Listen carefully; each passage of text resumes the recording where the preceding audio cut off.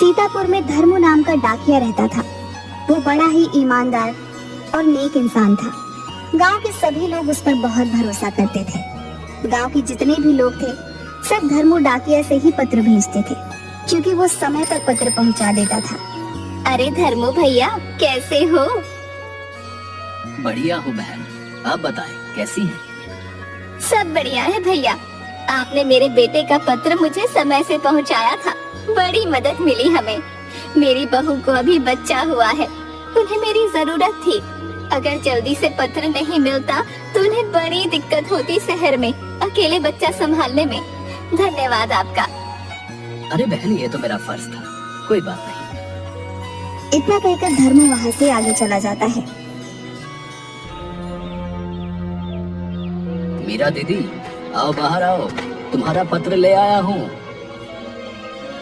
लो भैया, आपका बहुत बहुत धन्यवाद। मेरे पति इतनी दूर फौज में काम करते हैं, अगर तुम न होते तो मैं कैसे उन तक अपना पत्र भेजती और कैसे उनके पत्र मुझे मिल पाते। अरे दीदी, यही तो मेरा काम है। जो अपने परिवार से दूर रहे हों उनको पत्र के जरिए मिलाना। धन्यवाद भैया। उसके गांव में एक सुरेश नाम का आदमी रहता था। सुरेश भी धर्मू को जानता था, पर उसने कभी भी किसी को कोई पत्र नहीं भेजा था।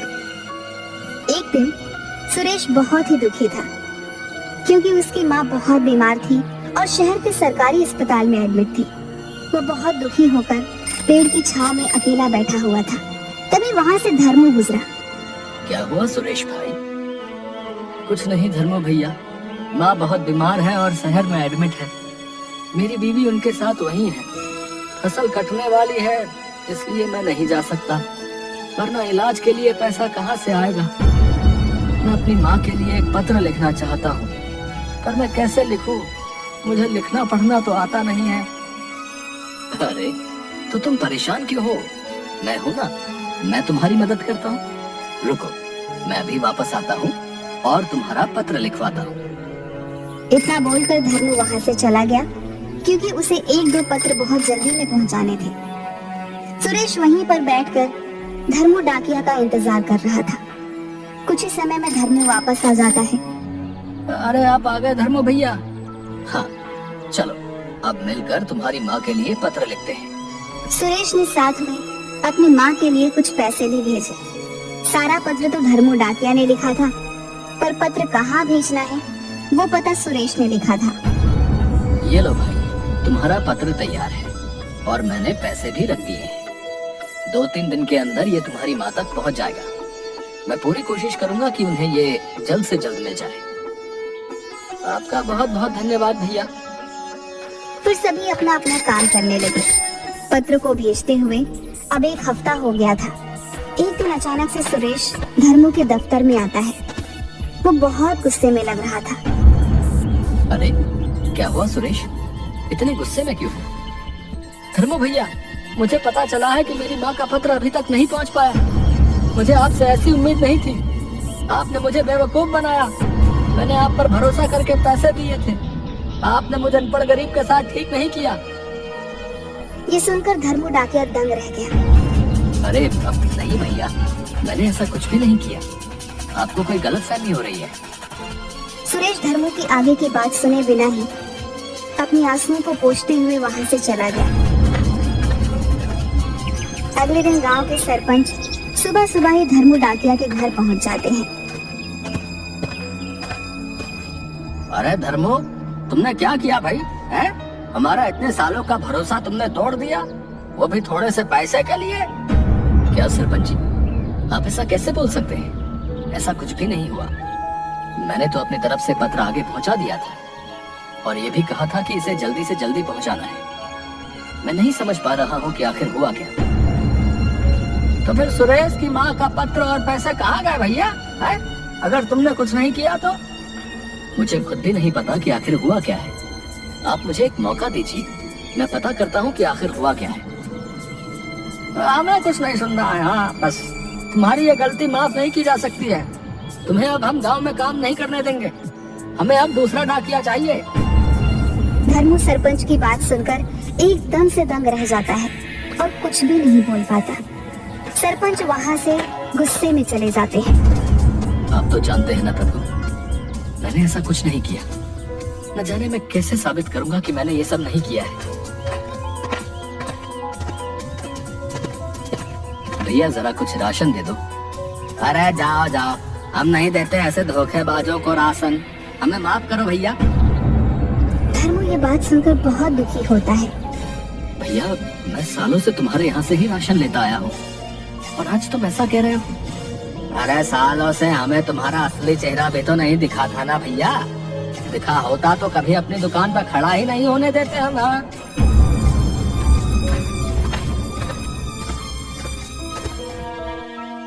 दुकान वाले ने तो कुछ भी राशन नहीं दिया।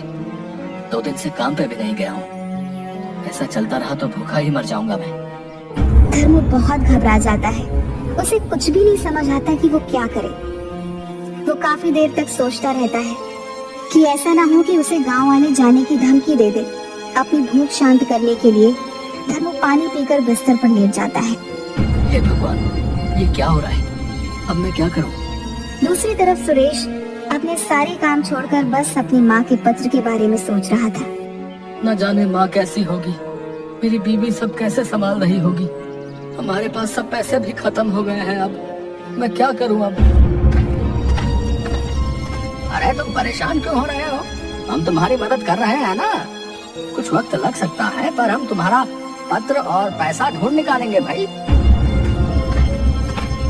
इसी तरह 2 दिन बीत गए।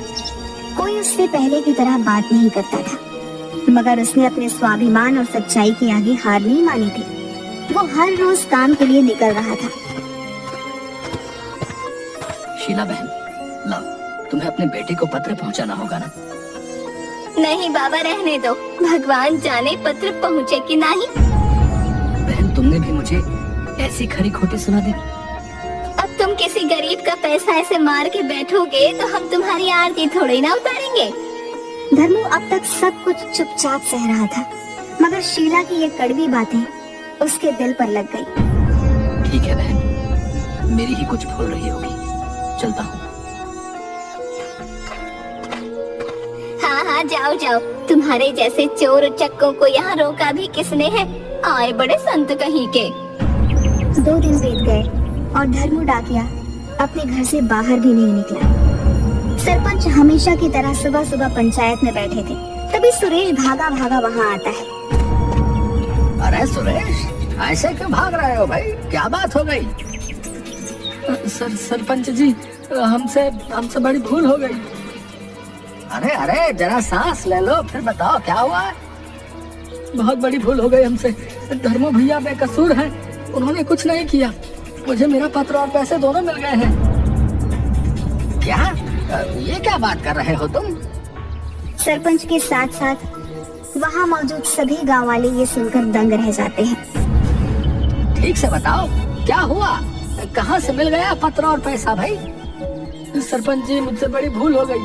सारा पत्र तो धर्मू भैया ने लिखा था, मगर उस पर पता मैंने डाला था। मैं ठहरा अनपढ़ गवार, मैंने गलत सलत पता लिख दिया। डाकिया जब पत्र लेकर शहर गया तो वो पता नहीं मिला ही नहीं। 1 हफ्ता इसलिए लग गया क्योंकि धर्मू भैया ने उसे कहा था कि पत्र पहुंचाना बहुत जरूरी है, तो वो शहर में उस पते को खोजता रहा। इतना ही नहीं, धर्मू भैया ने अपने पास से कुछ पैसे भी दिए थे मेरा पत्र जल्दी पहुंचाने के लिए। अरे तब तो हमसे बड़ी भूल हो गई है भैया धर्मो को पहचानने में। वो दूसरा डाकिया जिससे धर्मो भैया ने पत्र भेजा था, वो आज ही मेरे पास आया और आके मुझे मेरा पत्र और पैसा लौटा के गया है। मैंने बड़ा पाप कर दिया सरपंच जी, धर्मो भैया पे शक करके। अरे तुम ही क्यों, हम सबसे भूल हुई है भैया। हमें चल के उससे माफी मांगनी चाहिए। फिर रमेश, सरपंच जी और गांव के कुछ लोग धर्मू के घर की तरफ चल पड़ते हैं। धर्मू, दरवाजा खोलो भाई। धर्मू भैया, मैं सुरेश, दरवाजा खोलिए, हमें आपसे बात करनी है। बहुत देर तक धर्मू का दरवाजा खटखटाने के बाद कोई भी बाहर नहीं आता। कहीं ऐसा तो नहीं कि धर्मू गांव छोड़ के कहीं चला गया भाई? अरे नहीं, दरवाजा अंदर से बंद है। तो कहीं ऐसा ना हो कि इतना सब सुनने के बाद उन्होंने कोई गलत कदम उठा लिया हो भाई। अरे भाई ये सब क्या बोले जा रहे हो, है? शुभ शुभ बोलो। चलो ये दरवाजा तोड़ते हैं। गांव वाले मिलकर दरवाजा तोड़ देते हैं। अंदर की हालत देखकर सब दंग रह जाते हैं। घर में जरा सा भी उजाला नहीं था। सारे खिड़की दरवाजे बंद थे। धर्मू डाकिया अपने पलंग पर बेहोश लेटा हुआ था। उसने इतना शोर सुनकर भी धीरे से आंखें खोली। अरे भैया, ये आपने अपना क्या हाल बना लिया है, मुझे माफ कर दो। मैंने आपकी ईमानदारी पे शक किया। आप सही थे, भूल मुझसे हुई। मुझे मेरे पत्र और पैसे वापस मिल गए। अच्छा हुआ भैया। अब माँ कैसी है? धर्मू की बात सुनकर सुरेश की आंखों में आंसू आ गए। उसने धर्मू की हथेली पकड़ ली और माफी मांगने लगा। धर्मू, तुमने अपना ये क्या हाल कर लिया है भाई? मैंने इतने साल इस गांव की सेवा करके बस विश्वास और मान सम्मान ही कमाया था। मैं उसे ऐसे टूटा हुआ देखकर खुद भी टूट गया, इसलिए मेरी ये हालत हो गई। अब हम सबको माफ कर दो धर्मू। हमें तुम्हारे साथ ऐसा व्यवहार नहीं करना चाहिए था। हमसे भूल हो गई भाई। कोई बात नहीं, मैंने आप सबको माफ कर दिया है। आप परेशान ना हो। और हाँ, मेरा एक काम जरा जल्दी से कर दो। अब कौन सा काम? मीरा दीदी है ना, जिनके पति फौज में है, देखो मैंने उधर उनके पति के नाम से एक पत्र लिख के रखा है, जरा उन तक पहुंचा दो। सब लोग धर्मू की बात सुनकर हैरान हो जाते हैं। तुम उनके पति के नाम से पत्र लिखकर क्यों भेजते हो? हाँ सरपंच जी, उनके पति को मरे हुए अब साल भर होने को आया है। अगर मैंने उन्हें ये सच बता दिया तो वो जीते जी मर जाएगी, इसलिए उनके पति के नाम के झूठे पत्र लिख देता हूँ। कम से कम इसी सहारे वो जिंदा तो रहेगी। धर्मू की बात सुन के सबकी आंखों में आंसू आ जाते हैं। अब तुम बहुत अब महान आदमी हो धर्मू। हम एक बार फिर से तुमसे माफी मांगते हैं। और हाँ, तुम भी अब अपनी सेहत सही कर लो भाई, क्योंकि कल से तुम्हें ही फिर से सब पत्र पहुंचाने हैं, क्योंकि तुम ही हमारे गांव के नंबर 1 डाकिया हो भाई। सरपंच की बात सुन धर्मू के चेहरे पर एक मुस्कान आ जाती है।